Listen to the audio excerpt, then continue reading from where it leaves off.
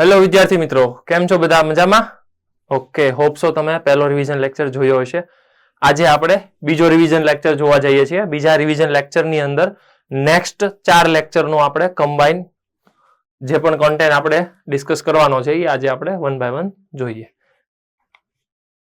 પહેલા આવે છે લો ઓફ ઇન્ડાઇસિસ. ઇન્ડાઇસિસ મતલબ તમને ખ્યાલ છે કે જે ઘાત આવે છે, ઘાત અને ઘાતગણ, બરાબર? તો લો ઓફ ઇન્ડાઇસિસ મતલબ કે આવા બધા લો કે એના રૂલ્સ છે એ ડિસ્કશન કરવા છે આપણે. વન બાય વન જોતા જઈએ. સૌથી પહેલા તમને ખ્યાલ છે કે a નો પાવર 0 તો એને કહેવાય 1. ધેન આફ્ટર a નો પાવર માનો કે m છે તો એને તમે લખી શકો a ગુણાકારમાં a ગુણાકારમાં a. એવું કેટલી વખત? એવું m વખત ગુણાકાર થશે, બરાબર? એની પછી a ની પાવર માનો કે તમને એવું આપે કે m અને એની આખાની પાવર n, તો સીધી વસ્તુ છે કે આ બંનેનો ગુણાકાર થશે. અથવા તો m અને n ને તમે ઇન્ટરચેન્જ કરો, એવું કરી શકો તમે. ક્લિયર છે? ધેન આફ્ટર કોઈ પણ ની પાવર નેગેટિવ છે તો એમાં તમને ખ્યાલ આવવો જોઈએ કે ઈ નેગેટિવ પાવર એટલે 1 upon a raise to m. આવું કરી નાખશો એટલે પોઝિટિવ પાવર થઈ જશે. એની પછી આપણે કહીએ છીએ ને કે વર્ગમૂળ, તો એની જેમ જ તે આ n મું મૂળ, અને અહીંયા હું રાખી દઉં a, તો આને લખાય a raise to 1 upon n. Clear? બીજી વસ્તુ a raise to m into b raise to m. હવે ખાસ સમજજો, આધાર અલગ અલગ છે પણ ઘાત સરખી છે, તો સીધી વસ્તુ છે હું આને આવું લખી શકું a b આખાની રેઝ ટુ m ઘાત, બરાબર? Then after a raise to m divided by b raise to m, તો same logic a by b આખાની રેઝ ટુ માં m ઘાત. એની પછી a raise to m a raise to n. ઉપર શું જોયું આપણે? આધાર અલગ અલગ છે અને ઘાત સરખી છે. તો આધાર અલગ અલગ છે, ઘાત સરખી છે, તો બંનેનો ગુણાકાર કરવાનો અને ઘાત એક વખત લખવાની. હવે આમાં શું છે? આધાર સેમ છે અને ઘાત અલગ અલગ છે, તો જો ગુણાકાર હોય, આધાર સરખો છે, તો ઘાતનો સરવાળો થાય. તો હું લખી નાખું a raise to m plus n. Same વસ્તુ હું અહીંયા લખી શકું a રેઝ ટુ m છેદમાં a રેઝ ટુ n.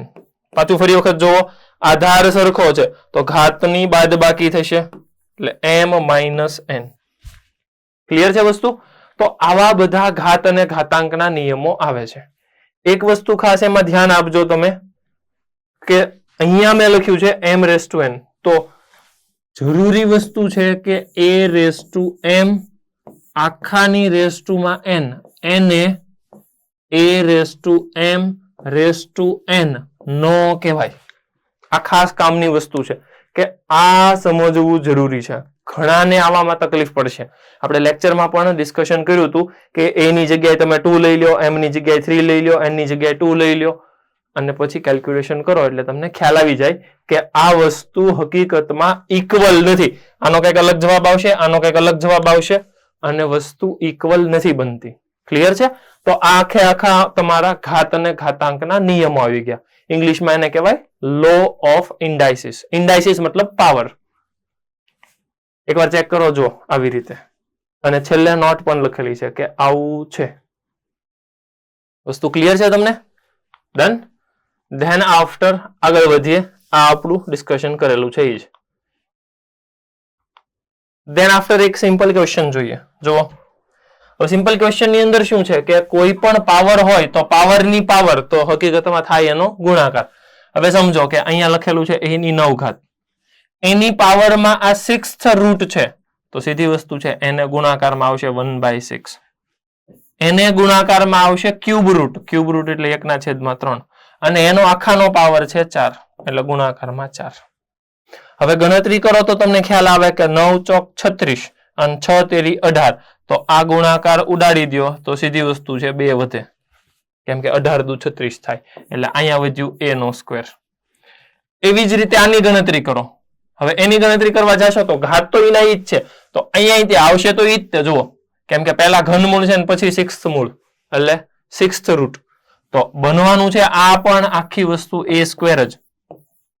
તો અલ્ટિમેટલી એનો ગુણાકાર થઈ જશે a ની 4 ઘાત. એનો મતલબ કે જવાબ આવશે ડી. ક્લિયર છે વસ્તુ? સિમ્પલ વસ્તુ છે, આ તમને ખ્યાલ આવવો જોઈએ. એની પછી આ ક્વેશ્ચન આપણે ડિસ્કશનમાં લીધો હતો. ઘણા બધા સારા સારા ક્વેશ્ચન ડિસ્કસ કર્યા હતા, એમાંથી આ એક ક્વેશ્ચન. આની અંદર ખાસ તમારે ધ્યાન એ રાખવાનું છે, 1 by 1 તમારે ક્વેશ્ચન ને સોલ્વ કરતા જવાના. પહેલા મેં આટલું જે રેડ કલર વાળું કર્યું છે એટલાને સોલ્વ કરો. સમજો હવે એટલાનું સોલ્યુશન કેવી રીતે મળે છે? રૂટ ની અંદર 7 પ્લસ રૂટ 48. હવે થોડુંક મગજ ચલાવવું પડશે. રૂટ 48 ને કહેવાય 16 તેરી 48. 16 ને 12 કાઢી લ્યો એટલે ઈ બનશે 4 અને રૂટ 3, એટલે બની જવાનું છે 4 રૂટ 3. એટલે આ રેડ કલર વાળાનો કેલ્ક્યુલેશન હું શરૂ કરું છું. 48 ને શું કહેવાય છે? 16 તેરી 48. બરાબર છે? એટલે 16 ગુણ્યા 3. 16 ને વર્ગમૂળની 12 કાઢી લ્યો એટલે 4 બનશે, એટલે આવું બની ગયું. આટલું ક્લિયર? હવે બીજી વસ્તુ કે મારે વર્ગમૂળ દૂર કરવો છે. વર્ગમૂળ દૂર કરો એટલે તમને ખ્યાલ આવવો જોઈએ. a plus b whole square. જો પરફેક્ટ સ્ક્વેર બની જાય, પૂર્ણ વર્ગ બને તો વર્ગમૂળ દૂર થાય. અને પૂર્ણ વર્ગ બનવા માટે આ બેઝિક જરૂરિયાત છે a square plus B square plus 2ab. એનો મતલબ કે મારે 3 પદ જોશે. એક a સ્ક્વેર જોશે, એક બી સ્ક્વેર જોશે અને એક 2ab જોશે. આટલું ખ્યાલ આવે છે તમને? તો મારી પાસે અહીંયા 2 જ પદ છે. સીધી વસ્તુ છે કે મારે 3 પદ જનરેટ કરવા પડશે. કેવી રીતે હું 3 પદ જનરેટ કરીશ? સમજો, એક તો અહીંયા 7 છે, અહીંયા 4 રૂટ 3 છે. હવે રૂટ 3 શું કામ હોય? તો તમને એ મગજ ચાલવું જોઈએ કે રૂટ 3 સર a અથવા b બેમાંથી એકમાં રૂટ 3 હોય ને એટલે જ અહીંયા રૂટ 3 આવે. બરાબર છે? તો આ 4 રૂટ 3 ને હું ટ્રીટ કરું છું કંઈક આવી રીતે, 2 into 2 into રૂટ 3. શું કામ હે 2 અલગ પાડ્યો? કેમ કે સૂત્ર પ્રમાણે એક 2 હતો. જોજો, સૂત્ર પ્રમાણે એક 2 જોતો હતો. હવે બાકીનું કોણ વધ્યું? 2 અને રૂટ 3. તો સીધી વસ્તુ છે કે આ 7 ને હું 2 અને રૂટ 3 ના ફોર્મમાં કંઈક લખી શકું. સમજો, 4 વત્તા 3 વત્તા 2 into 2 into રૂટ 3. બીજી વસ્તુ, આ 4 ને કહેવાય 2 સ્ક્વેર, આ 3 ને કહેવાય રૂટ 3 નો square plus 2 into 2 into root 3. થોડુંક મગજ ચલાવો. આ આખું બનશે a square plus B square plus 2 into a into b એટલે 2ab. તો આખું બની ગયું a plus b whole square. અને a plus b whole square બની જાય એટલે આવું જ બનશે. એટલે આ આખે આખું કન્વર્ટ થઈ જવાનું છે a પ્લસ બી માં, કેમ કે વર્ગમૂળ છે અને સ્ક્વેર છે, વર્ગ છે, એ બંને એકબીજાના કેન્સલ આઉટ થઈ જશે એટલે 2 પ્લસ રૂટ 3 બનશે. એટલે આટલું આ રેડ કલર વાળું જે બન્યું એ 2 પ્લસ રૂટ 3 બન્યું. બીજી વસ્તુ, એ જ વેલ્યુ આ 2 પ્લસ રૂટ 3 અહીંયા સબસ્ટિટ્યુટ કરી દો આ રેડ કલરના બોક્સની અંદર. તો હવે શું બનશે? હવે હું આ જે ગ્રીન કલર વાળો બનાવું છું ને એ ધ્યાનમાં રાખો. આટલું ગ્રીન કલરનું બને છે. હવે ગ્રીન કલર વાળાનું કેલ્ક્યુલેશન હું અહીંયા કરું છું. એટલે શું થાય છે? રૂટ ની અંદર 2 plus route 3 plus 2 plus route 3. એટલે ઈ બની ગયું વર્ગમૂળની અંદર 2 ને 2 4 પ્લસ 2 રૂટ 3. થોડુંક મગજ પાછું ચલાવો. 2 રૂટ 3 એનો મતલબ કે આ રૂટ 3 શું કામ આવ્યું હોય? કેમ કે એક વખત 3 હોય તો, કેમ કે રૂટ 3 હોવું જોઈએ. તો આ 4 ને હું ભાગ પાડી દઉં છું 1 અને 3 ના. શું કામ હું આવું કરું છું? કેમ કે નેક્સ્ટ ટાઈમ થી હું આ 1 ને લખીશ 1 સ્ક્વેર, આ 3 ને લખીશ √3 નો સ્ક્વેર. એટલે તમે જુઓ a square b square 2a અને ગુણાકારમાં કાંઈ નથી તો હું 1 લખી જ શકું એટલે 2ab. ખ્યાલ આવે છે? ફરી વખત ધ્યાન આપો. a સ્ક્વેર એટલે 1 નો સ્ક્વેર, b સ્ક્વેર એટલે √3 નો સ્ક્વેર, 2a અને b. તો આ આખું બની જશે √3 + 1 હોલ સ્ક્વેર અને એનું વર્ગમૂળ છે એટલે બની જવાનું છે એ √3 + 1. આટલી વસ્તુ સમજાણી? આ √3 + 1 ઉપાડીને આ ગ્રીન કલર વાળા મૂકી દો એટલે હવે આ ક્વેશ્ચન બની જશે કંઈક તમારી પાસે આવો 3 + √3 પ્લસ ફરી વખત √3 પ્લસ 1 અને હવે એ શું બની ગયું? વર્ગમૂળની અંદર 3 ને 1 4 પ્લસ 2√3. થોડુંક મગજ ચલાવો. 4 + 2√3 4 + 2√3 પાછું આવ્યું કેમ કે આનો જવાબ છે √3 + 1 તો સીધી વસ્તુ છે આનો જવાબ પણ આવી જાય √3 + 1. આ મારો ફાઇનલ આન્સર. તો આનો ફાઇનલ આન્સર હું લખી શકું √3 + 1. ક્વેશ્ચન બહુ કામનો છે. ખ્યાલ આવે છે તમને? તો આવી રીતે તમારે ક્વેશ્ચન સોલ્વ કરવાના છે. ફરી વખત હું આખો ક્વેશ્ચન એક વખત સમજાવું. સૌથી પહેલા મેં આ રેડ કલરનું બોક્સ બનાવ્યું એને ધ્યાનમાં લ્યો. 7 + √48 એટલે શું થશે? 7 + √48 તો √48 ને પહેલા તો મારે સમજવું પડશે કે 16 તેરી 48, 16 ને 12 કાઢી લ્યો એટલે 4 એટલે 4√3 એટલે આખો ક્વેશ્ચન કેવો બની ગયો? વર્ગમૂળની અંદર 7 + 4√3. હવે 4√3 ને મારે આની સાથે કમ્પેર કરવું છે. શું કામ એની સાથે કમ્પેર કરવું છે? કેમ કે મારે આ વર્ગમૂળ દૂર કરવું છે. હવે પાછો ક્વેશ્ચન, વર્ગમૂળ શું કામ દૂર કરવું છે? કેમ કે વર્ગમૂળ દૂર કરીશ તો જ આની હારે સરવાળા બાદબાકી થશે. એટલે મારો પહેલો ટાર્ગેટ છે વર્ગમૂળ દૂર કરવું. બીજી વસ્તુ, આ વર્ગમૂળ દૂર કરવા માટે પૂર્ણ વર્ગ બનાવવો પડે. પૂર્ણ વર્ગ બનાવવા માટે 3 પદ જોવે, a સ્ક્વેર, b સ્ક્વેર અને 2ab. તો a સ્ક્વેર, b સ્ક્વેર અને 2ab. તો સીધી વસ્તુ છે આ 7 ને મારે ભાગ પાડવા પડશે. પહેલા તો આ 4√3 સમજવું પડશે કે એને 2ab સાથે કમ્પેર કરો તો 2 તો એકવાર જોવે એટલે એક મેં 2 છૂટો પાડી દીધો. વધ્યું કોણ? 2 અને √3.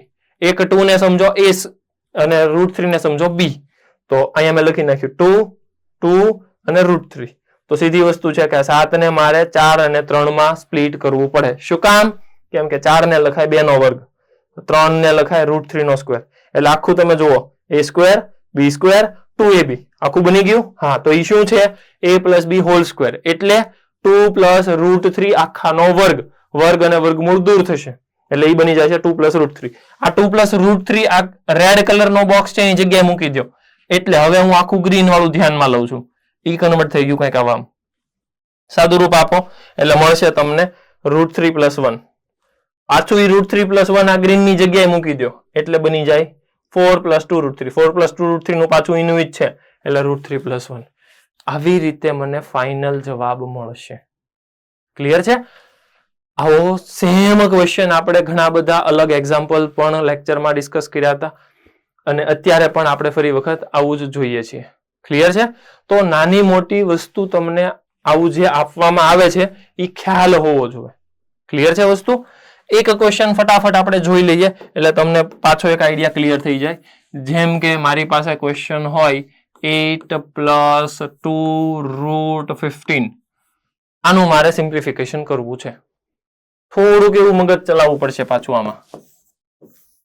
આ 8 ને એઝ ઇટ ઇઝ રાખું, આ 2 ને એમનેમ રાખું, આ √15 ને હું √5 અને √3 માં કન્વર્ટ કરી દઉં. હવે અહીંયા √5 છે, અહીંયા √3 છે તો સીધી વસ્તુ છે કે આ 8 ને 5 અને 3 ના ભાગમાં જ સ્પ્લિટ કરવું પડે. જેવું મેં આવું સ્પ્લિટ કર્યું એટલે તમને ખ્યાલ આવી ગયો. આ 5 ને કહેવાય √5 નો સ્ક્વેર, આને કહેવાય √5 નો સ્ક્વેર, આને કહેવાય √3 નો સ્ક્વેર પ્લસ 2 ટાઈમ્સ √5 √3.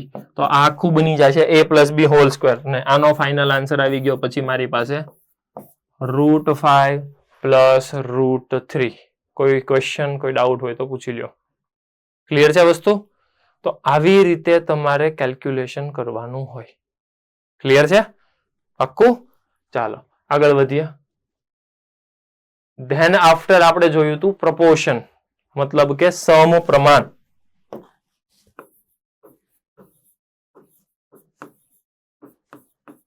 સમપ્રમાણમાં અલગ અલગ વસ્તુ આપણે ડિસ્કશન કરી હતી. જેમ કે એક વસ્તુ આપણે જોયું હતું કે A/B ઇક્વલ્સ ટુ C/D.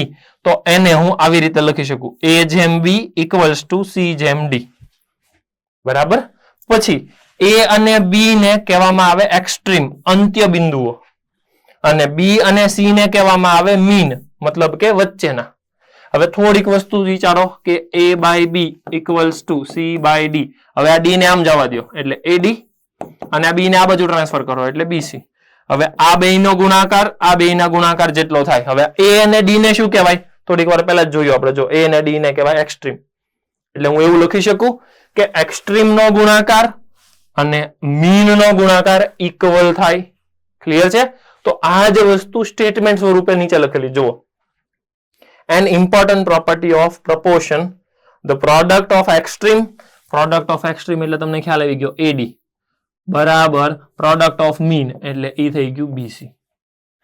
એટલી વસ્તુ ક્લિયર છે? હવે અલગ અલગ વસ્તુ આવે છે.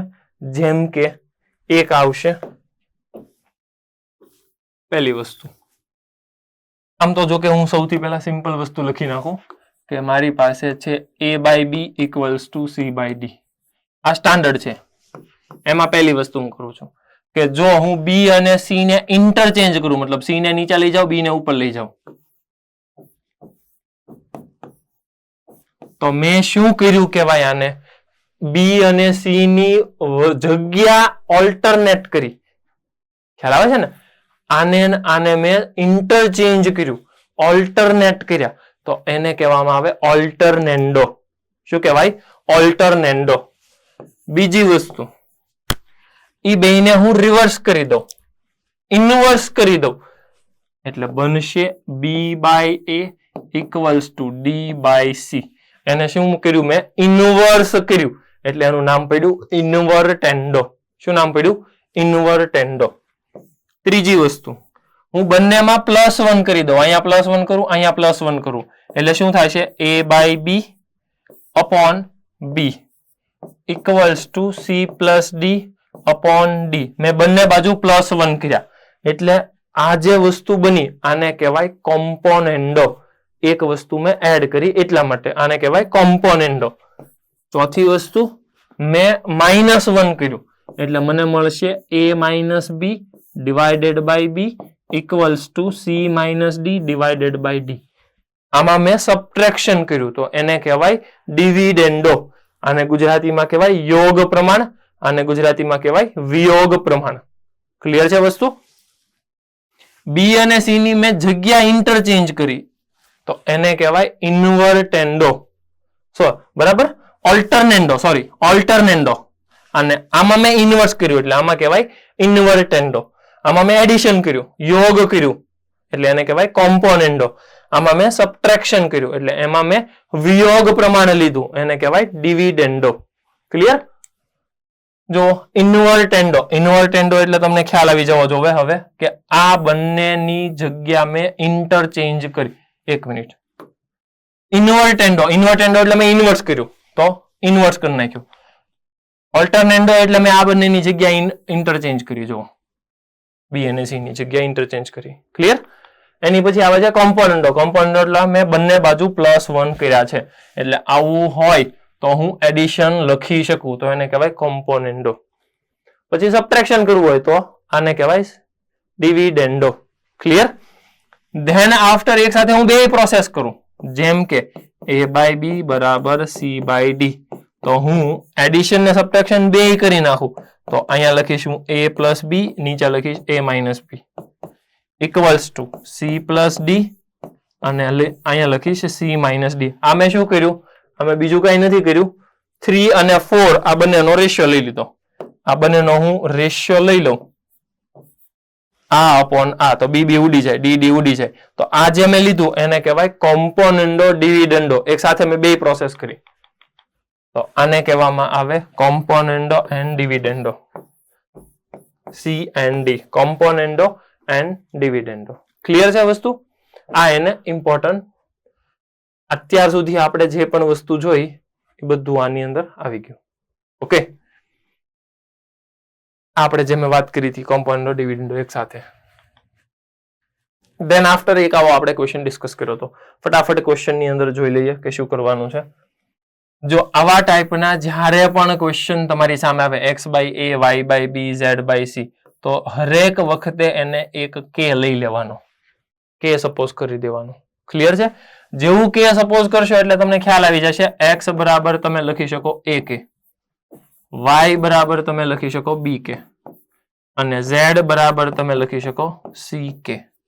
ધેન આફ્ટર આપણે LCM લેશું. એક મિનિટ, નહીં, LCM ની જરૂર નથી. XYZ મેં લખી નાખ્યું, LHS લખશો. LCM ની જરૂરિયાત નથી. કેમ કે જો હું આમાં LCM લેવા જઈશ તો ઘણું બધું કન્ફ્યુઝન ઊભું થશે. જુઓ, y² + b², આને અહીંયા જવા દો, આને અહીંયા જવા દો, ઘણું બધું કન્ફ્યુઝન ઊભું થશે. એટલા માટે હું LCM નથી લેતો. પ્રૂવ કરવું છે મારે, એટલે LHS થી શરૂ કરું છું. XYZ ની વેલ્યુ AK, BK, CK, આ વેલ્યુ આની અંદર LHS માં હું ટ્રાન્સફર કરું છું. સમજીએ. પહેલા શું છે? x³ + a, તો x³ + a³ divided by x² + a² plus એવી જ રીતે y³ + b³ divided by y² + b² plus z³ + b³ divided by z² + b². 1 by 1 value substitute કરતા જાઓ. x ની જગ્યાએ શું છે? ak, તો હું અહીંયા લખી નાખું a³ k³ plus a³ divided by a² k² plus a². ફટાફટ વેલ્યુ તમે સબસ્ટિટ્યુટ કરતા જાઓ. અહીંયા એવું જ આવશે અને અહીંયા પણ એવું જ આવશે. હું એવું લખતો નથી, તમને ખ્યાલ આવી જવો જોઈએ. સમજો કે અહીંયાથી a³ કોમન આવશે, અહીંયાથી a² કોમન આવશે, તો સીધી વસ્તુ છે, અહીંયા એક a વધશે અને બ્રેકેટમાં વધશે k³ + 1 divided by k² + 1. Same વસ્તુ વિચારો તમે, a ની જગ્યાએ ખાલી ને ખાલી આમાં b છે, તો b વધવાનો છે. k³ + 1 k² + 1. એકવાર કન્ફર્મ કરતા જજો. અને અહીંયા પણ એવું જ વધશે, સોરી, પણ c સાથે. હવે આખાની અંદરથી તમે k³ + 1 અપોન k² + 1 કોમન કરો તો કૌંસમાં વધે a + b + c. એના સમીકરણ 1 આપી દો. બરાબર? જમણી બાજુ આવ્યું નહીં, જુઓ જમણી બાજુ આવું છે પણ એ આવ્યું નહીં, કઈ વાંધો નહીં. પ્રૂવ કરવાના 3 રસ્તા છે. ડાબી બાજુ તમે કરો, જમણી બાજુ આવી જવું જોઈએ, આ એક રસ્તો. બીજો રસ્તો, જમણી બાજુથી શરૂ કરો અને ડાબી બાજુ આવી જવું જોઈએ, આ બીજો રસ્તો. ત્રીજો રસ્તો, ડાબી બાજુથી શરૂ કરો અને અમુક સ્ટેપ સુધી અટકી જાઓ, એને સમીકરણ 1 આપી દો. પછી જમણી બાજુ શરૂ કરો અને એને સમીકરણ 2 આપો. પછી સમીકરણ 1 અને સમીકરણ 2 ને જુઓ. જો એ બે સરખા હોય તો પણ ડાબી બાજુ જમણી બાજુ સરખી છે, આવું કહી શકાય. ક્લિયર? તો મેં શું કર્યું કે આવું લખ્યું, સમીકરણ 1 આપી દીધું. હવે હું જમણી બાજુ લખવા જાઉં છું, RHS. હવે RHS વિચારો, x + y + z whole cube, x + y + z whole cube divided by, okay, ઉપર હજી છે તે, plus a + b + c whole cube, અને નીચે આઈ થિંક સ્ક્વેર છે, હા સ્ક્વેર છે, તો હું લખી નાખું x + y + z whole square plus a + b + c whole square. Okay, હવે કિંમત મૂકવા માંડો. અહીંયા મારે મૂકવું પડશે ak, અહીંયા મૂકવું પડશે bk, અહીંયા મૂકવું પડશે ck, આખાનો ક્યુબ. અને અહીંયા તો a + b + c whole cube જ છે, ડિવાઇડેડ બાય અહીંયા આવશે ak, bk અને ck હોલ ક્યુબ. ક્યુબ છે, સ્ક્વેર છે, okay, square plus a + b + c whole square. થોડુંક વિચારો કે ઉપરનામાંથી a કોમન નીકળે એમ છે, વેઇટ, k કોમન નીકળે એમ છે, પણ કે એકલો કોમન નહીં નીકળે, ક્યુબ થઈને બહાર નીકળશે કેમ કે ઉપર ક્યુબ છે એટલે અહીંયાથી આવશે k cube in bracket a plus b plus c whole cube plus a plus b plus c whole cube. નીચે કે સ્ક્વેર કોમન નીકળશે અને બ્રેકેટમાં તો એઝ ઇટ ઇઝ રહેશે, જે છે એનું ઈ જ રહેશે. હવે થોડુંક મગજ ચલાવો કે ઉપરનામાંથી a plus b plus c whole cube common નીકળ્યો, નીચેનામાંથી a plus b plus c whole square common નીકળ્યો એટલે આખું આની હારે કેન્સલ અને બ્રેકેટમાં વધ્યું કે ક્યુબ પ્લસ 1 ડિવાઇડેડ બાય કે સ્ક્વેર પ્લસ 1. આ સમીકરણ 2. હવે થોડુંક મગજ ચલાવો તો સમીકરણ 1 અને સમીકરણ 2 લગભગ સરખા દેખાય તમને. a plus b plus c k cube plus 1 upon k square plus 1 a plus b plus c. હા બરાબર છે. એનો મતલબ કે સાબિત થઈ ગયું. ક્લિયર? તો સાબિતીનો આ એક પ્રકાર છે. તમે ડાબી બાજુથી શરૂ કરો, સમીકરણ 1 આપી દો. જમણી બાજુથી શરૂ કરો, જમણી બાજુ LHS RHS ઇક્વલ આવી ગયા, એનો મતલબ પ્રૂવ થઈ ગયું. સોલ્યુશન સેમ ઈ જ છે. હવે આમાં સમજો તમે કે મને સોલ્વ કરવાનું કહે છે. તમે એવું કરી શકો કે આને અહીંયા જવા દો, આને અહીંયા જવા દો, આ 4 પાવર એટલે ટોટલ બનશે 8 પાવર, એના સોલ્યુશન ગણવાના. ઘણું બધું કોમ્પ્લિકેશન છે. પણ જો થોડુંક તમે મગજ ચલાવશો કે અહીંયા જે વેલ્યુ છે એ ઉપર નીચે સેમ જ છે, ખાલી ને ખાલી તમારે પ્લસ માઇનસ નું ધ્યાન રાખવાનું છે. બરાબર? તો જો પ્લસ માઇનસ નું ધ્યાન રાખ્યું હોત તો તમને ખ્યાલ આવે કે આમાં કોમ્પોનન્ડો ડિવિડન્ડો યુઝ થાય એમ છે. ઉપર હું કોમ્પોનન્ડો કરું એટલે 3 ને 3 6 એટલે 6x⁴. આ એડ કરો ઉડી ગયું, આ એડ કરો ઉડી ગયું, આ એડ કરો ઉડી ગયું. એટલા માટે હું કોમ્પોનન્ડો વાપરું છું ફ્રી વખત. સર તમને કેમ ખબર પડી કોમ્પોનન્ડો વાપરવાનું? એકવાર સમજો. ઉપર નીચે વેલ્યુ સેમ છે પણ જો ખાલી ને ખાલી સાઇન ચેન્જ હોય, સાઇન એટલે પ્લસ માઇનસ ની નિશાની અલગ અલગ હોય તો તમે સરવાળો બાદબાકી કરો તો અમુક પદ ઉડી જાય. એટલા માટે હું કોમ્પોનન્ડો ડિવિડન્ડો કરું છું. ક્લિયર છે? છેદમાં આમાંથી આ સબટ્રેક્ટ કરવાનું છે એટલે આમાંથી આ સબટ્રેક્ટ કરો એટલે માઇનસ ઈ ગયું. x² માઇનસ માઇનસ x² એટલે 2x². Minus 2x minus 2x એટલે માઇનસ 4x. માઇનસ 3 માઇનસ 3 એટલે માઇનસ 6 ઇક્વલ્સ ટુ ઉપર એડ કરો એટલે 10x⁴. આ એડ કરો 0, આ એડ કરો 0, આ એડ કરો 0. Okay done. ડિવાઇડેડ બાય આમાંથી આ સબટ્રેક્ટ કરો 0, આમાંથી આ સબટ્રેક્ટ કરો એટલે 4x². આમાંથી આ સબટ્રેક્ટ કરો એટલે માઇનસ 14x. આમાંથી આ સબટ્રેક્ટ કરો એટલે 6. તો સીધી વસ્તુ મને દેખાય છે કે જો આ x⁴ ઉડાડી દો તો ઈ એક સોલ્યુશન તમને આપે છે. આ એક સોલ્યુશન આપશે. ક્લિયર? બીજી વસ્તુ કે તમારે આમાંથી 2 કોમન કાઢીને અહીંયા 3 લખાય. આ 2 ઉડાડવાના, આ 2 ઉડાડવાના એટલે અહીંયા 2. આ ઉડાડી દો એટલે અહીંયા 3. આ ઉડાડી દો એટલે અહીંયા 5. આ ઉડાડી દો એટલે અહીંયા 2, 7 અને 3. એટલે અહીંયા 3 વધ્યું તો 3 ટાઈમ્સ આ આખું આમ જવા દો એટલે શું વધશે? 2x² minus 7x plus 3 equals to અહીંયા કોણ છે? અહીંયા 5 છે એટલે 5 in bracket x² minus 2x minus 3. બરાબર? હવે તો સિમ્પલ તમને દ્વિઘાત મળી ગયું, ક્વોડ્રેટિક મળી ગયું. ફટાફટ તમે ક્વોડ્રેટિક ને સોલ્વ કરો, આન્સર સુધી પહોંચો. ચાલો જલ્દી જલ્દી ફટાફટ આન્સર સુધી પહોંચો.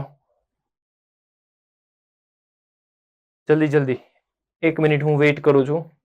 ફટાફટ તમારે આન્સર સુધી પહોંચવાનું છે. જલ્દી જલ્દી ફાસ્ટ. આ 3 ને તમારે અહીંયા મલ્ટીપ્લાય કરવાનો છે, આને મલ્ટીપ્લાય કરવાનો છે, આને મલ્ટીપ્લાય કરવાનો છે, અને અહીંયા મલ્ટીપ્લાય કરો, કેલ્ક્યુલેશન કરો અને દ્વિઘાતને સોલ્વ કરો.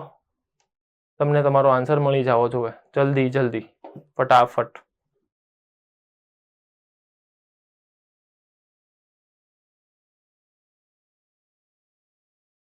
ઓપ્સો ઘણા બધાને ફાઇનલ આન્સર પણ આવી ગયો હશે. આવું કંઈક તમને રિઝલ્ટ ફાઇનલી મળશે. સોલ્યુશન મેળવશો એટલે 8 અને 3 એના ફાઇનલ જવાબ આવશે. ઓકે, હવે આવે છે ટ્રિગ્નોમેટ્રી. અહીંયા સુધી આપણે એક લેક્ચર જોયો હતો. ધેન આફ્ટર આપણે બધું ટ્રિગોનું ડિસ્કશન કર્યું હતું. હવે ટ્રિગોની અંદર ટોટલ તમને ખ્યાલ છે કે 6 અલગ અલગ ત્રિકોણમિતીય વિધેયો આવે છે. કોણ કોનું રેસિપ્રોકલ છે સમજી લ્યો. સાઇન અને કોસેક આ એકબીજાના રેસિપ્રોકલ છે. કોસ અને સેક એકબીજાના રેસિપ્રોકલ છે. ટેન અને કોટ એકબીજાના રેસિપ્રોકલ છે. હવે આ રેસિપ્રોકલ એટલે વ્યસ્ત. આ વસ્તુ તમને ખ્યાલ હોવી જોઈએ.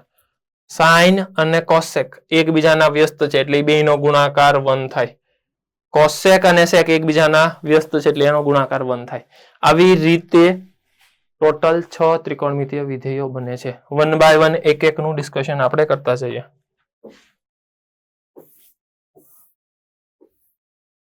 સપોઝ કે હું અહીંયા બી ખૂણો રાખું છું, અહીંયા એ ખૂણો રાખું છું, અહીંયા સી ખૂણો રાખું છું અને બી ખૂણો 90 નો છે. તો તમને ખ્યાલ આવી ગયો કે આ ખૂણાને નામ આપી દો સી. તો જો મારે સાઇન સી જોતો હોય તો બનશે શું? સામેની બાજુ છેદમાં કર્ણ. આ સામેની બાજુ કહેવાય એ બી અને આ એસી એટલે એ પાસેની બાજુ કહેવાય, સોરી કર્ણ કહેવાય એટલે એસી. એવી જ રીતે મારે કોસ સી જોતો છે તો પાસેની બાજુ એટલે બીસી, સામેની બાજુ એટલે એસી અને ટેન સી જોતો હોય મારે તો સામેની બાજુ છેદમાં પાસેની બાજુ, સામેની બાજુ એટલે એ બી અને પાસેની બાજુ એટલે બીસી. આવી રીતે અલગ અલગ ત્રિકોણમિતિ વિધેયો તમે મેળવી શકો. જેમ કે મારી પાસે આ ખૂણો એ છે તો એ ની સામેની બાજુ એટલે બીસી થાય. તો તમને ખ્યાલ આવી જવો જોઈએ હવે કે હું જો સાઇન એ લખવા જાઉં, સાઇન એ લખવા જાઉં તો એ શું બનશે? મને બીસી ના છેદમાં એસી. કોસ એ લખવા જાઉં તો કોસ એ એટલે એની પાસેની બાજુ એટલે એ બી અને કર્ણ એટલે એસી. માનો કે મારે ટેન લખવું છે, ટેન એ તો સામેની બાજુ એટલે બીસી ના છેદમાં પાસેની બાજુ એટલે એ બી. એક વસ્તુ તમે થોડીક ઓબ્ઝર્વ કરો કે અહીંયા જે સાઇન સી છે એ જ વસ્તુ અહીંયા કોસ એ છે. ચેક કરો એકવાર. તો આ બંને વસ્તુ સરખી થઈ. એનો મતલબ કે હું કન્ક્લુઝન આવું લખી શકું કે સાઇન એ બરાબર કોસ સી અને બીજું કન્ક્લુઝન લખી શકું કે કોસ એ બરાબર સાઇન સી. તમે ચેક કરો એકવાર. આ બંને વસ્તુ સેમ છે. હવે ત્રિકોણ છે એટલે સીધી વસ્તુ છે. a plus b plus c બરાબર 180 થાય. બી નો ખૂણો 90 છે એટલે a પ્લસ સી બનશે 90. આની ઉપરથી હું આવું લખી શકું કે a ને કહેવાય 90 ઓછા સી. તો આ વસ્તુ ઉપરથી મને ઇમ્પોર્ટન્ટ રિઝલ્ટ મળવાનું છે અને એ રિઝલ્ટ કંઈક છે આવું. સાઇન એ ની જગ્યાએ હું લખી નાખું 90 માઇનસ સી તો એને કહેવાય કોસ સી. એ જ વસ્તુ હું અહીંયા લખું કે કોસ ઓફ 90 માઇનસ સી તો એને કહેવાય સાઇન સી. તો આવું ઘણું બધું લખી શકાય. તો ઇન જનરલાઇઝ હું આવું લખી શકું કે સાઇન ઓફ 90 માઇનસ થીટા તો એને કહેવાય cos theta.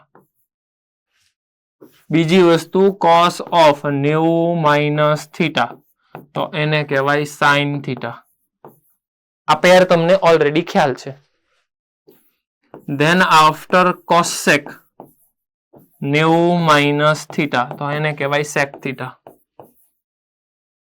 Sec of 90 minus theta તો એને કહેવાય cosec theta. Then after tan 90 minus theta તો એને કહેવાય કોટ થીટા. અને કોટ ઓફ 90 માઇનસ થીટા તો એને કહેવાય ટેન થીટા. આ દરેકે દરેક વસ્તુ કામની છે. ક્લિયર છે?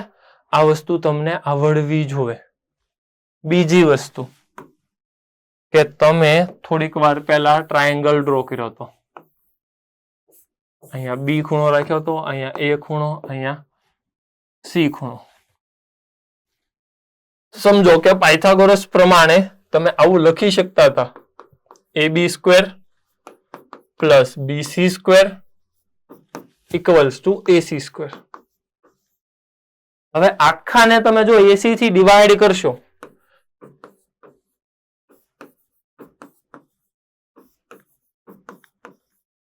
તો થોડુંક એવું ઓબ્ઝર્વ કરો કે AB by AC, AB by AC એટલે AB બાય AC, તો આ ખૂણો હું માનો કે C રાખું તો AB બાય AC, તો એને કહેવામાં આવે સાઇન સ્ક્વેર C, કેમ કે સ્ક્વેર આપ્યો છે. ચેક કરો, AB બાય AC એટલે આ થયું. BC બાય AC, હવે BC એટલે પાસેની બાજુ, પાસેની બાજુ એટલે એને કહેવાય કંઈક આવું cos સ્ક્વેર C બરાબર 1. તો ઇમ્પોર્ટન્ટ મારી પાસે આવી રીતે તમે ડિવાઈડ કરતા જાઓ એટલે 3 ટોટલ મેઇન રિઝલ્ટ આવવાના છે. કયા કયા? એક તો પહેલું રિઝલ્ટ આવવાનું છે sine square theta plus cos square theta equals to 1. બીજું રિઝલ્ટ આવવાનું છે, મતલબ કે તમે જો અત્યારે AC થી ડિવાઈડ કર્યું, હવે તમે AB થી ડિવાઈડ કરશો એટલે નવું એક રિઝલ્ટ આવશે. BC થી ડિવાઈડ કરશો એટલે નવું એક રિઝલ્ટ આવશે. તો એ રિઝલ્ટ આવશે, એ રિઝલ્ટ હવે જાતે તમારે SLP માં સોલ્વ કરવાના છે. હું ડાયરેક્ટ હવે રિઝલ્ટ લખું છું. શું આવશે? એ cosec square theta minus cot square theta equals to 1. અને હજી એક રિઝલ્ટ આવશે ત્રીજું, sec square theta minus tan square theta equals to 1. તો આવા ટોટલ મારી પાસે 3 રિઝલ્ટ આવશે. એમાં અલગ અલગ તમે મેનિપ્યુલેશન કરતા જાઓ. જેમ કે હું એકની અંદર મેનિપ્યુલેશન કરું કે સાઇન સ્ક્વેર ને સબ્જેક્ટ બનાવું એટલે એ બનશે 1 માઇનસ કોસ સ્ક્વેર. પછી લાસ્ટ લેક્ચરમાં જોયું હતું આપણે a square minus b square, તો આને હું લખી શકું 1 minus cos theta 1 plus cos theta.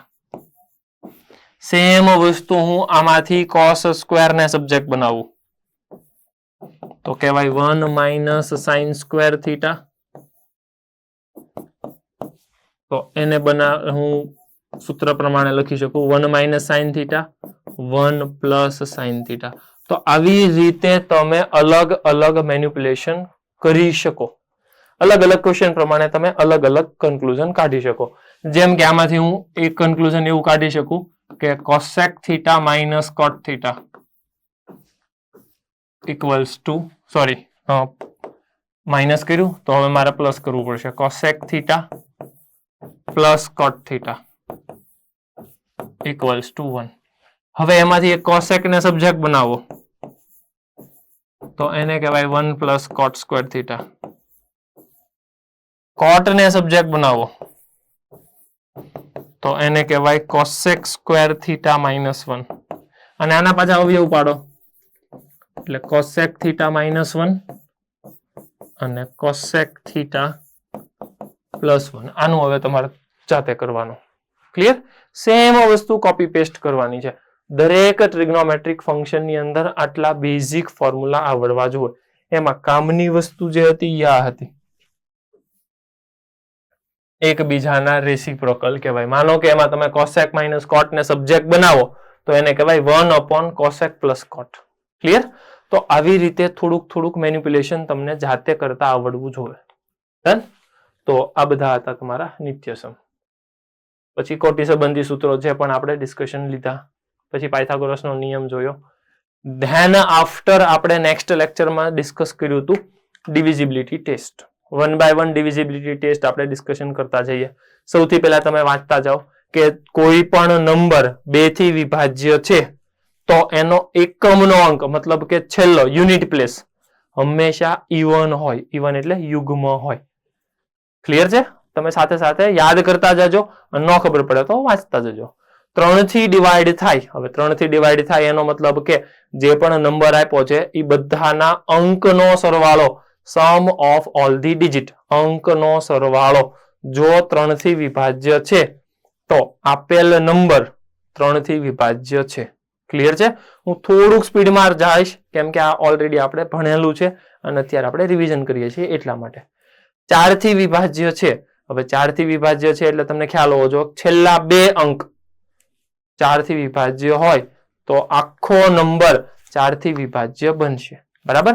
અત્યારે હું ફટાફટ એક એક ના રૂલ ડિસ્કસ કરતો જાઉં છું, પછી 1 બાય 1 એના એક્ઝામ્પલ પણ હું જાતે જનરેટ કરતો જઈશ. ઓકે, ધેન આફ્ટર 5 થી વિભાજ્ય છે.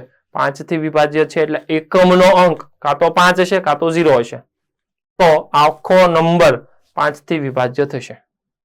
બીજી વસ્તુ 6 થી વિભાજ્ય થાય તો આપેલ નંબર 2 થી વિભાજ્ય થવો જોઈએ એઝ વેલ એઝ 3 થી વિભાજ્ય થવો જોઈએ. એનો મતલબ કે જો 6 થી વિભાજ્ય હોય તો અંકનો સરવાળો 3 થી વિભાજ્ય થવો જોઈએ અને એનો યુનિટ પ્લેસ મતલબ એકમનો અંક યુગ્મ હોવો જોઈએ.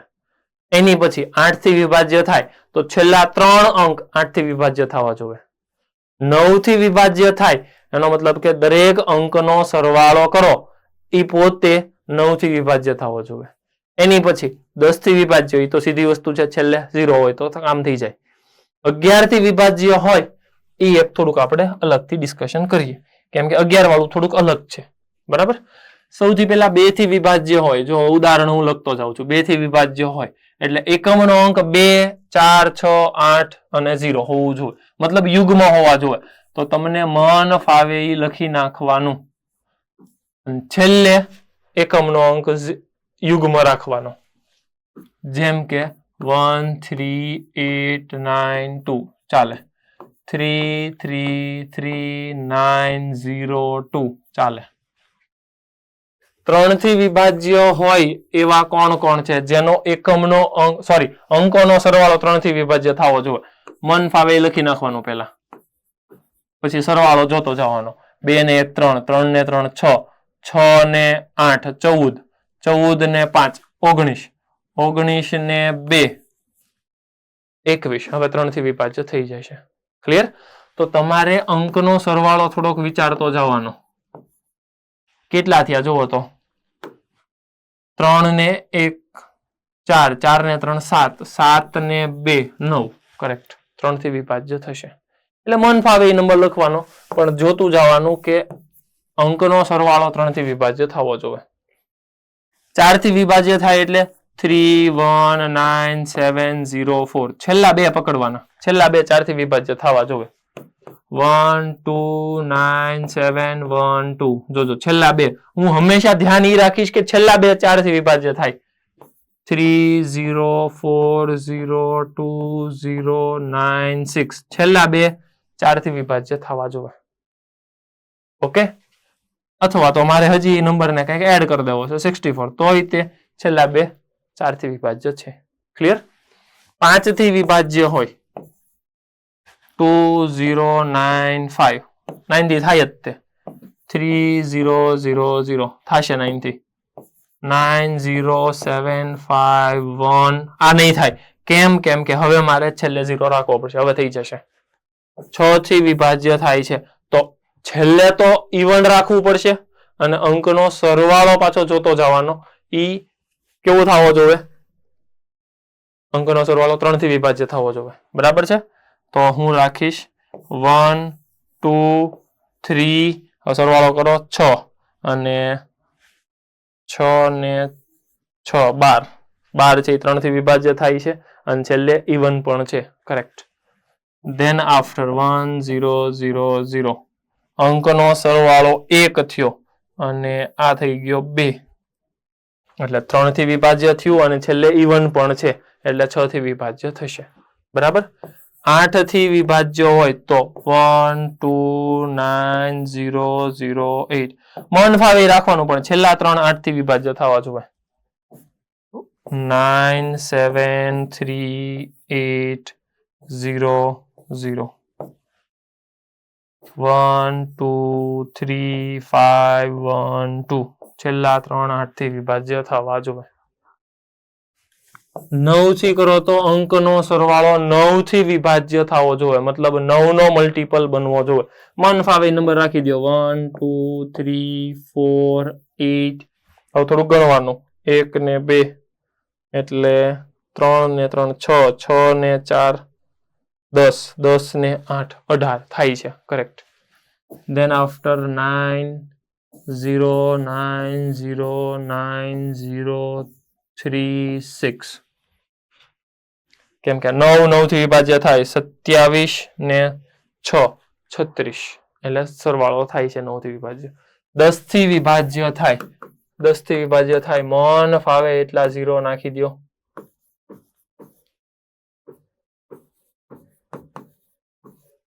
છેલ્લે 1 0 હોવો જોઈએ. ક્લિયર? આ બધું થઈ ગયું. હવે 11 નું જોઈએ આપણે. A B C D E F. જો આવું છે તો ધ્યાન એ રાખવાનું કે અયુગ્મ પ્લેસ હોય એનો સરવાળો અને યુગ્મ પ્લેસ હોય મતલબ કે BDF એનો સરવાળો અને એની બાદબાકી 11 નો મલ્ટીપલ થવો જોઈએ, 11 નો ગુણક થવો જોઈએ. જો આવું થાય છે તો આવા જે પણ નંબર તમે લખ્યા છે એ હંમેશા 11 થી વિભાજ્ય થશે. એમાં પણ આપણે પેલિન્ડ્રોમ્સ યાદ કર્યું હતું. પેલિન્ડ્રોમ્સ એટલે ફોરવર્ડ અને બેકવર્ડ. તમે રીડ કરો તો નંબર ઈનો ઈ જ વંચાય. જેમ કે 1 2 3 3 2 1. હવે આવા જે નંબર છે એ હંમેશા યુગ્મ પેલિન્ડ્રોમ્સ હશે એ 11 થી વિભાજ્ય થશે જ. ઓડ હશે એવા પાછા જરૂરી નથી. થાય તે નહીં થાય. જેમ કે 1 2 1 આ થાય છે, 1 3 1 આ નહીં થાય. આને પેલિન્ડ્રોમ્સ કહેવાય, આને પેલિન્ડ્રોમ્સ કહેવાય. પણ આવા પેલિન્ડ્રોમ્સ 11 થી વિભાજ્ય થશે, આવા પેલિન્ડ્રોમ્સ 11 થી વિભાજ્ય નહીં થાય. ક્લિયર? તો આવું બધું આપણે ડિસ્કશન કર્યું હતું. પછી આ એક ક્વેશ્ચન જોઈ લ્યો. શું કે છે એમાં? 1 2 3 x 4 3 અને y. હવે ધ્યાન રાખો કે y હંમેશા યુગ્મ હોવો જોઈએ. 0 2 4 6 8 આવો જ હોવો જોઈએ. અને આખો નંબર જે છે 6 થી વિભાજ્ય છે તો સરવાળો કરો પેલા 1 2 3 એટલે આ 6 6 ને 4 10 ને 13 પ્લસ x પ્લસ y. તો આખો નંબર જે છે એ પોતે ડિવિઝિબલ બાય 6 થવો જોઈએ. એનો મતલબ કે 3 થી વિભાજ્ય થવો જોઈએ. તો આ 13 છે તો આનો સરવાળો ઓછામાં ઓછો છે એટલે 2 બની જાય આનો સરવાળો તો 15 થઈ જાય. 15 છે એ 3 થી વિભાજ્ય થઈ જાય. તો x પ્લસ y 2 થવું જરૂરી છે. હવે x પ્લસ y 2 થાય એમાં ઓછામાં ઓછી સંખ્યા મતલબ y માટે તો ફિક્સ છે, 0 છે અથવા 2 છે અથવા 4 છે. તો 0 અને 2 આ બે જ ચોઈસ છે, કેમ કે 4 તો સરવાળો આમ થયો નહીં થાય. એટલે y બરાબર હું એકવાર 0 લઈ લઉં, એકવાર 2 લઈ લઉં. હવે y બરાબર 0 લઈ લઉં તો સીધી વસ્તુ છે x બરાબર 2 મળે. અને y બરાબર 2 લઈ લઉં તો x બરાબર 0 મળે. બંને વસ્તુ ઉપાડીને ક્વેશ્ચનમાં સબસ્ટિટ્યુટ કરી દો. અને મને પૂછે છે ક્યાં ગયો સ્મોલેસ્ટ નેચરલ નંબર. એવું જરૂરી નથી કે પહેલો જ કેસ સાચો પડશે. મે બી ઈ ખોટો હોય. Let's see. પહેલામાં 0 એટલે 1 2 3 x ને લઈ લઉં હું 2 4 3 0 અને બીજો આવશે 1 2 3 0 4 3 2. તો ઓછો નંબર તો સીધી વસ્તુ છે, આ જ દેખાય છે. હવે આમાં ઘણા સ્ટુડન્ટને કન્ફ્યુઝન થાય કે સર તમે વાંચો ક્વેશ્ચનમાં કીધું છે નેચરલ નંબર, તો તમે 0 તો લઈ જ ન શકો. ભાઈ આખો નંબર જે છે ને 1 2 3 2 4 3 0 આ નેચરલ નંબર છે. બસ આવું કે છે. મને એવું નથી કહેતા કે x અને y નેચરલ છે. મને એવું કહે છે કે આ જે મેં બોક્સ કર્યું ને ઈ નંબર નેચરલ છે. હા તો ઈ તો નેચરલ નંબર છે જ તે. બરાબર છે. ક્લિયર? તો આ તમારો સ્મોલેસ્ટ નંબર બનશે. આ નહીં, આ બોક્સ કર્યો ઈ નહીં, એની નીચે વાળો સ્મોલેસ્ટ બનશે. બોક્સ તો મેં એટલા માટે કર્યું કેમ કે નેચરલ છે. ક્લિયર? નેક્સ્ટમાં આપણે જોયું હતું LCM HCF. થોડુંક એવું યાદ કરવું પડશે. LCM HCF. HCF એટલે ગુસા.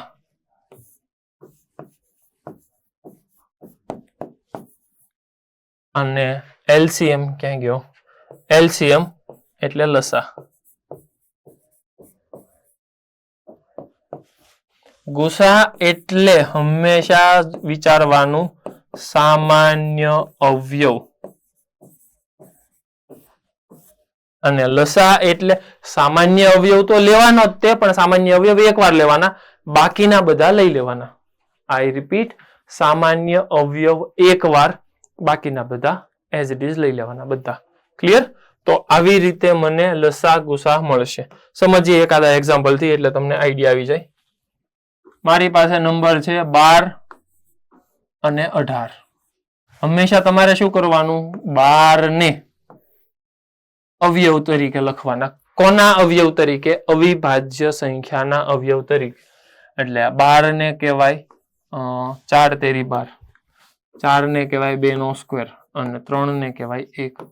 18 ને કહેવાય 6 તેરી 18 અથવા તો 9 દુ 18, તો 9 ને કહેવાય 3 નો સ્ક્વેર અને 2. હવે મારે જોતું છે લસા, એલસીએમ. હવે કોમન કેટલા કેટલા છે? તો કે આમાં 2 ની 1 પાવર છે, 2 પાવર છે, આમાં 1 પાવર છે, એટલે 1 પાવર કોમન આવે. આમાં 3 ની આ પાવર છે એટલે 3, એટલે 1 મિનિટ લસા લઉં છું ને. હા, તો કોમન થોડું હોય, બધું એક એક વાર લેવાનું. ઇન્ટુ હવે કોણ કોણ વધે છે? આનો 2 નો 1 પાવર બચ્યો, અહીંયા તો 1 છે જ તે એટલે 2, અને અહીંયા 3 નો 1 પાવર વધે છે એટલે 3. ગુણાકાર કરશો એટલે કેટલા થશે? 36. તો આ મારો લસા આવી ગયો. HCF જોતો છે તો કોમન જ લેવાના. અહીંયા કોમન કોણ છે? 2 નો 1 પાવર, આમાં 2 ની 2, આમાં 2 વખત છે, આમાં 1 વખત છે, તો 1 વખત કોમન આવશે. આમાં 1 વખત છે 3 નો પાવર, આમાં 2 વખત છે 3 નો 1 પાવર, એટલે 6. આ મળી ગયો મને લસા. આ તો સિમ્પલ વસ્તુ થઈ. બીજી વસ્તુ, હંમેશા તમારે લસા સમજવો છે, ગુસા સમજવો છે, તો તમારે ધ્યાન રાખવું પડશે. એલસીએમ લસા એટલે તમારે 12 નો ઘડિયો બોલતો જવાનો. 12 એકા 12, 12 દુ 36, સોરી 12 દુ 24, અને 12 તેરી 36, 12 ચોક 48. આવું બોલતું જવાનું. સેમ વસ્તુ 18 માટે બોલવા માંડો. 18 એકા 18, 18 દુ 36. સૌથી પહેલા જ્યાં કોમન આવી જાય એને કહેવાય લસા. લઘુત્તમ સામાન્ય અવયવી. આ તમે જે લખો છો ને, આને અવયવી કહેવાય, મલ્ટીપલ. આમાં તે મલ્ટીપલ, એમાં તે સૌથી પહેલા જે મેચ થઈ જાય છે એને શું કહેવાય? લસા. ખ્યાલ આવે છે ને તમને? સૌથી પહેલા જે મેચ થઈ જાય છે એ તમારો બનશે લસા. ક્લિયર વસ્તુ? ડન. અને જો તમારી પાસે સમય સંખ્યા આવે છે, રેશનલ નંબર આવે છે, અને તમારે એલસીએમ ની જરૂર છે, a/b, c/d, e/f, આવા સમય સંખ્યાના એલસીએમ ગણવાના છે, તો શું કરવાનું? ઉપર એલસીએમ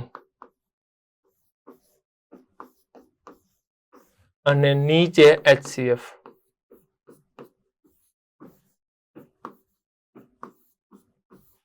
ક્લિયર? સેમ વસ્તુ, માનો કે તમારે HCF ગણવો છે,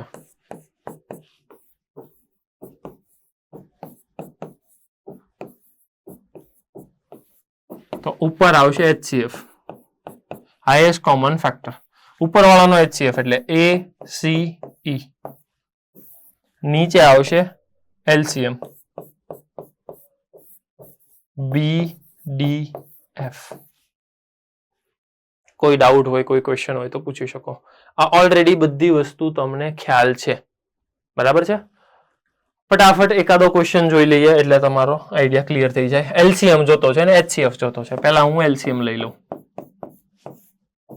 9/10, તો ડાયરેક્ટલી હું એવું જ કરું ને, ઉપરવાળાનો એલસીએમ લઈ લઉં એટલે 9, 12, 18 ડિવાઇડેડ બાય HCF 10, 25, 35. હવે તમારું કામ શું છે? આને પ્રાઇમમાં ફેરવવાનું, આને પ્રાઇમમાં ફેરવવાનું, આને પ્રાઇમમાં ફેરવવાનું. આને પ્રાઇમમાં ફેરવો એટલે 5 અને 2, આને પ્રાઇમમાં ફેરવો 5 નો સ્ક્વેર, આને પ્રાઇમમાં ફેરવો એટલે 7 અને 5. તો સીધી વસ્તુ છે, કોમન બધામાં 5 આવે છે જો, એટલે નીચે આવી જશે 5. અને ઉપર તમે વિચારવા જશો પ્રાઇમમાં તો આને કહેવાય 3 નો સ્ક્વેર. આને કહેવાય 3 અને 2 નો સ્ક્વેર. આને કહેવાય 3 નો સ્ક્વેર અને 2. હવે સમજો, કોમન વસ્તુ હંમેશા એક વાર લેવાની. કોમન વસ્તુ હંમેશા એક વાર લેવાની, બાકીનું બધું લઈ લેવાનું. ક્લિયર છે? તો દરેકની અંદર કોમન કોણ આવે છે? દરેકની અંદર કોમન સર પહેલા તો એક વખત 3 આવશે, એટલે બધામાંથી એક વખત 3 લઈ લીધો.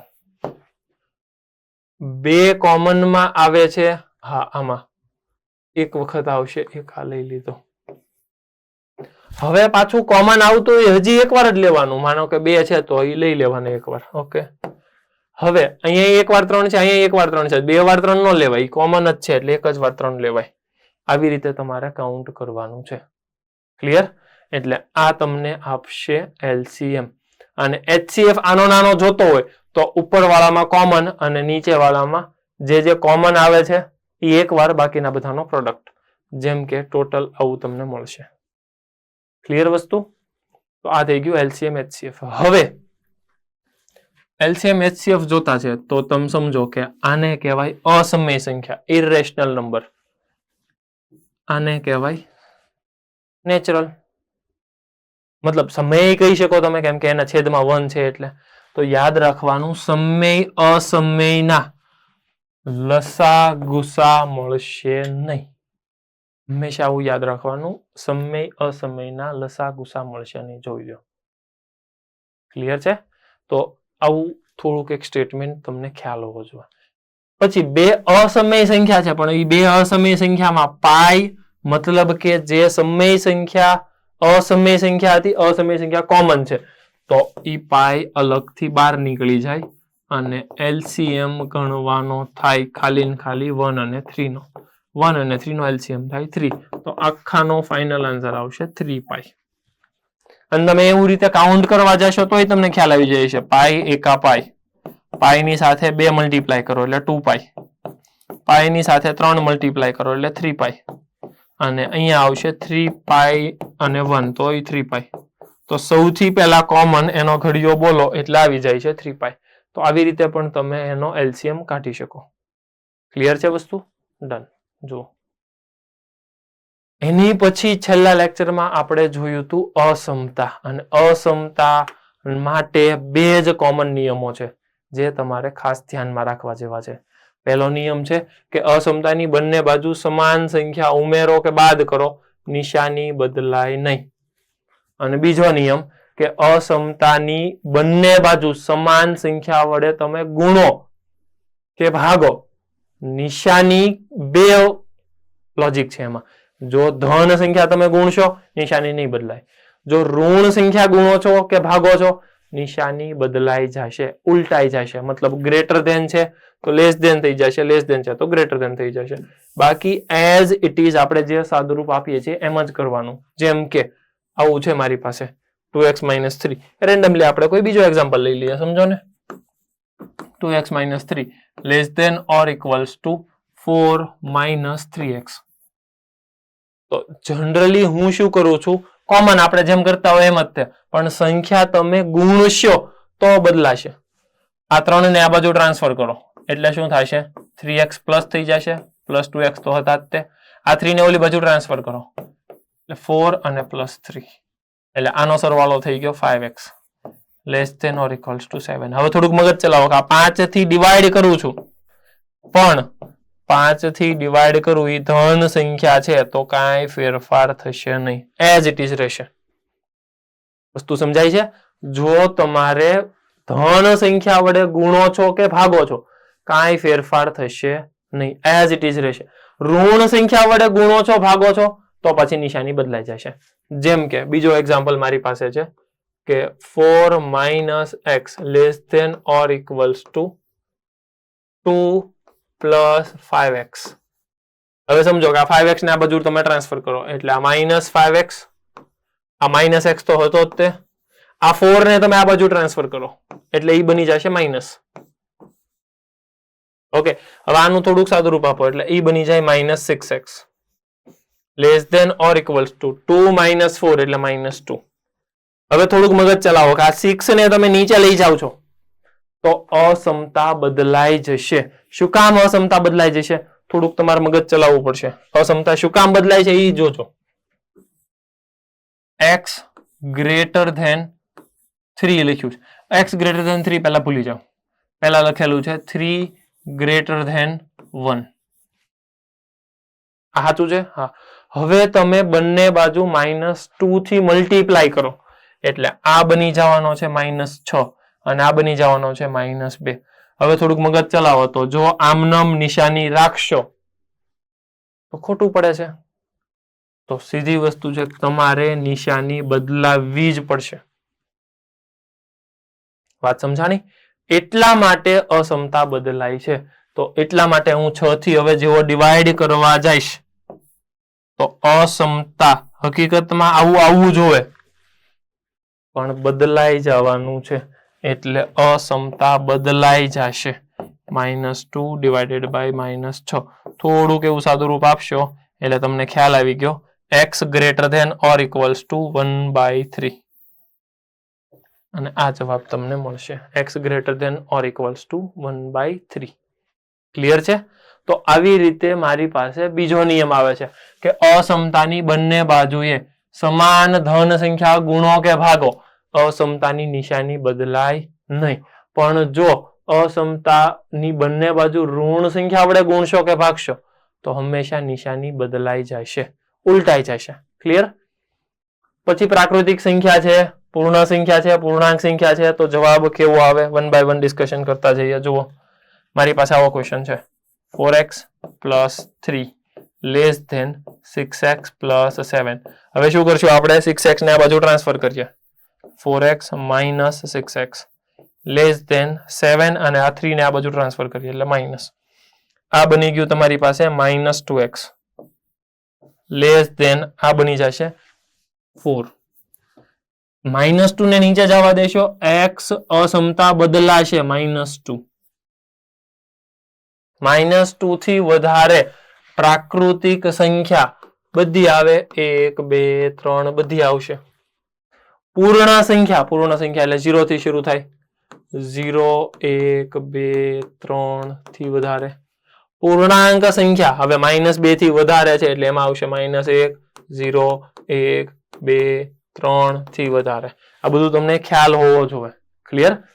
અને વાસ્તવિક સંખ્યા છે તો વાસ્તવિક સંખ્યા છે એટલે x ગ્રેટર ધેન -2 તો એમાં તમને અંતરાલ આવડવો જોઈએ -2 થી ઇન્ફાઇનાઇટ. એટલે આ થઈ ગયું સંવૃત અંતરાલ -2 to ઇન્ફાઇનાઇટ. ક્લિયર? જોઈ લો. તો આવી રીતે એના આન્સર આવશે. ધેન આફ્ટર આ એક ક્વેશ્ચન તમે જાતે સોલ્વ કરો અને પછી સંખ્યા રેખા ઉપર દર્શાવવાનો છે. મતલબ કે જે ફાઇનલ આન્સર આવે છે, જેમ કે એનો ફાઇનલ આન્સર આવે છે x ગ્રેટર ધેન 6. સો x ગ્રેટર ધેન 6 તો તમે સંખ્યા રેખા દોરો. 6 બતાવો. માનો કે 6 અહીંયા છે તો 6 થી વધારે તો 6 થી વધારે એટલે આ 6 થી વધારે થઈ ગયું. તો આ સંખ્યા રેખાનો ફાઇનલ આન્સર આવી ગયો. ક્લિયર? પછી કંઈક આવા ટાઈપના ક્વેશ્ચન હોય, આવા ડિફિકલ્ટ ક્વેશ્ચન, તો શું કરશો સમજો. 2x minus 1 divided by 3 greater than or equals to આ 5 ને અહીંયા જવા દો એટલે એ બનશે 15x minus 10 divided by 4 5 20. આ 4 પાછો અહીંયા જવા દેવો પડશે એટલે -4 જશે એટલે -8 અને માઇનસ માઇનસ પ્લસ 4x. આ 20 ને અહીંયા ટ્રાન્સફર કરો, આ 3 ને અહીંયા ટ્રાન્સફર કરો એટલે આ 20 અહીંયા જાય એટલે કેટલા બનશે 40x minus 20. 15 પ્લસ 4 એટલે 19 અને એની સાથે મલ્ટીપ્લાયમાં 3 એટલે 57. -10 minus 8 એટલે ઈ બનશે -18 એટલે -54. આ 57 ને આ બાજુ ટ્રાન્સફર કરો એટલે 40x minus 57x greater than or equals to આ -54 છે અને આ બાજુ આવશે એટલે +20. સાદું રૂપ આપો, અહીંયાથી જે વેલ્યુ આવે છે એને નીચે લઈ જાઓ, જે તમારો આન્સર આવતો હશે એ તમારો ફાઇનલ આન્સર બનશે. ક્લિયર?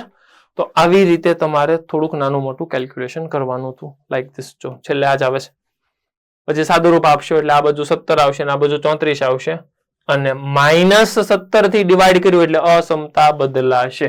આ એક ખાસ ધ્યાનમાં રાખજો. માઇનસ સંખ્યાથી હંમેશા ડિવાઈડ કરો, ગુણાકાર કરો, અસમતા બદલાઈ જાય. પાક્કું? આવી રીતે તમારે અસમતા સોલ્વ કરવાની છે. હોપસો તમે શાંતિથી વિડીયો જોયો હશે અને જો હજી ન સમજાય વિડીયોને વચ્ચે વચ્ચે તમે પોઝ કરી દો, બંધ કરો અને જાતે મેથેમેટિકલ સ્ટેપ પૂરા કરો. જેમ કે મેં તમને એવું કીધું હોય કે અહીંયાથી હવે તમે જાતે પૂરું કરો, તો આ જાતે તમારે પૂરું કરવું પડશે. ક્લિયર? એટલે દરેકે દરેક વસ્તુ તમારે મેથેમેટિકલ વસ્તુ જાતે સોલ્વ કરવાની છે. એમ નહીં કે મેં સોલ્વ કરી નાખ્યું તો ફટાફટ આમાંથી કોપી પેસ્ટ કરી દો, એવું નહીં. તમારે મેથ્સની વસ્તુ જાતે સોલ્વ કરવી પડશે. ક્લિયર? અને SLP ની અંદર લો ઓફ ઇન્ડાઇસિસ, ટ્રિગોનની આઈડેન્ટિટી, ડિવિઝિબિલિટી ટેબલ, મેં બહુ એમાંથી અમુક વસ્તુ જ તે તમને SLP માં આપી છે, જેથી કરીને હોમવર્ક એ થોડુંક ઓછું થાય અને તમે પ્રોપરલી એફિશિયન્ટલી કામ કરી શકો એટલા માટે. ઠીક? બરાબર છે? તો SLP ની અંદર આવી વસ્તુ તમારે લખવાની છે. ક્લિયર? ચલો, થેન્ક યુ એન્ડ જય શ્રી કૃષ્ણ.